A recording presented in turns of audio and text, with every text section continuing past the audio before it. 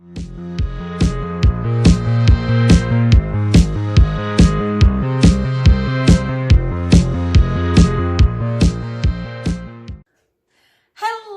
fabulous friends!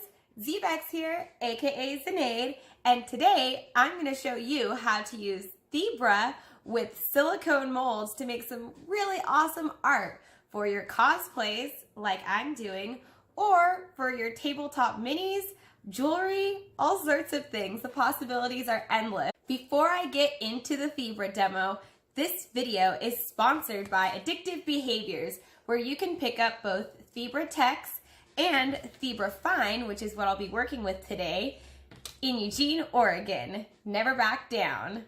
And by the way, the sheet this size, which is a 16th sheet, you can get in either type of Thibra for just $9.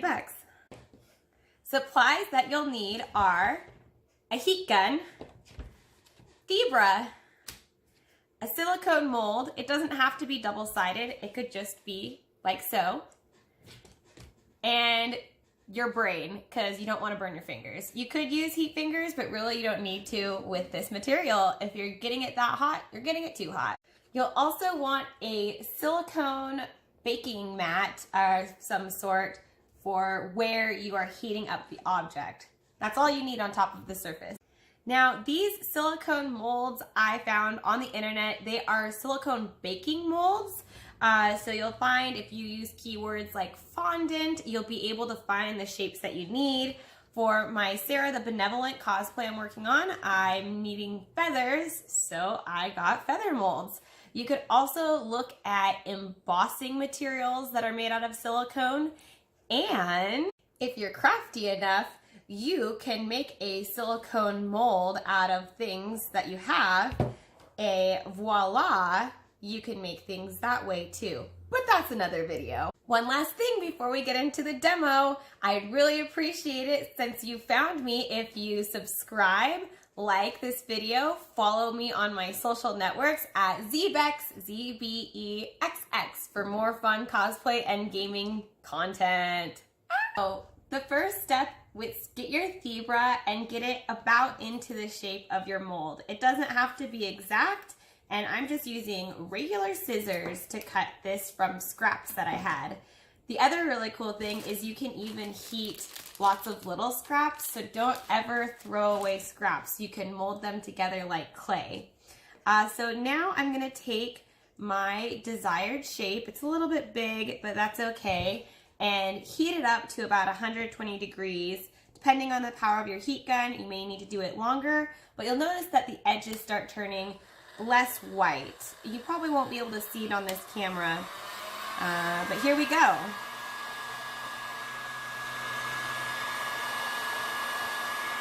I'm gonna flip it over so I can get both sides. And you'll see it's starting to get a little bit malleable now. So at this point, I'm just gonna take and fit it in my mold, since I was just waving it around and showing it to you. It doesn't have to look perfect. And the bottom of it, I don't care about having this long thing down here, so I'm gonna heat it a little bit more. Make sure it's nice and almost wet looking. If you get it too hot to touch, you've heated it up more than it needs to be.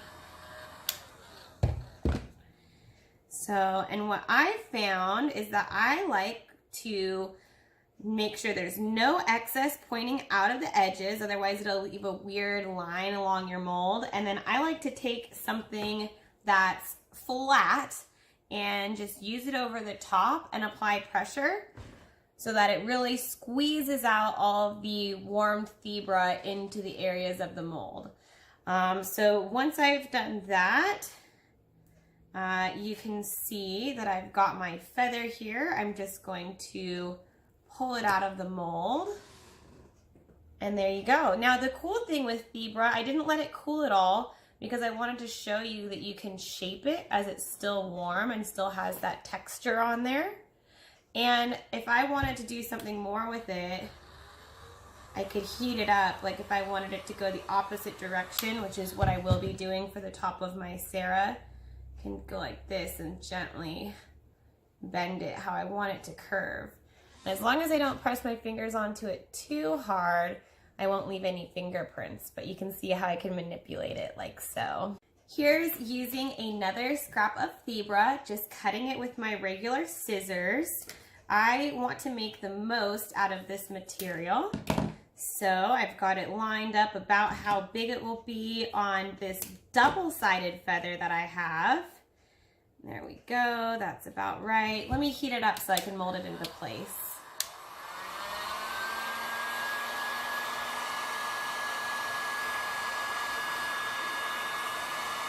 And you'll notice these pieces are already sticking to each other. There we go. Now this double-sided feather mold, from my trials, I found likes if there's a little bit more Thibra in there since you're pressing details into both sides. So after I get this shaped in my mold, I'm gonna put a little bit more on top just so you guys get a good feather example.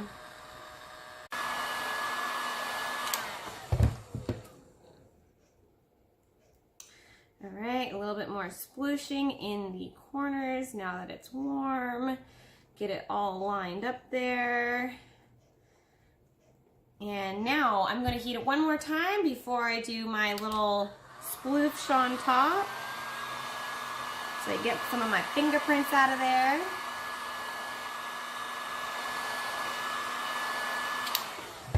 All right, and here we go. Line it up, press it down. I like to kind of go alongside of it. I found if you don't apply enough pressure on certain areas, then it's not going to come through, especially on these double-sided ones.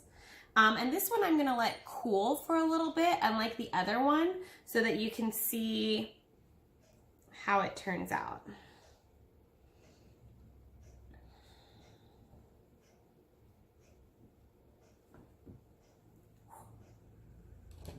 All right. So it's still pretty warm, but there you can see from the other side of my double-sided mold that is pressed onto it. And okay, so now that my feather has cooled, I'm going to take it out of the mold, and there, both back and front, I have this beautiful feather. And it is still slightly warm, so you can see that if you wanted to make it more realistic, genuine feather, this is where the Thibra, you can really curve and shape it to have the effect that you want. And for Sarah, the Benevolence breastplate, she has a bunch of feathers sticking out of it. So you can see that that is exactly how I have made each one of my feathers, and some of them are unique. I've cut them in different places to make them different shapes, but that's the cool thing, is that you can really mold this, and if you don't like this, there are feathers that I messed up on, and I just cut it back into size or even just redid it in the exact same mold, no problem. But there you go, fabulous friends. That is how you use Thibra and a silicone mold to make some pretty cool art stuff. If you liked this video, make sure that you're following me at ZBexx. And if you have any questions about how I did stuff or comments that you want to add about some other techniques that you've found with Thibra, feel free to leave those in the comments too. There's a lot of ways that you can use Thibra, not just with silicone molds, like how I used it to wrap my Amara staff, my Captain Marvel helmet, and now my Sarah the Benevolent armor. Subscribe to my channel so when I upload more Thibra tutorials, you'll be the first one to see them. Until next time, be fabulous.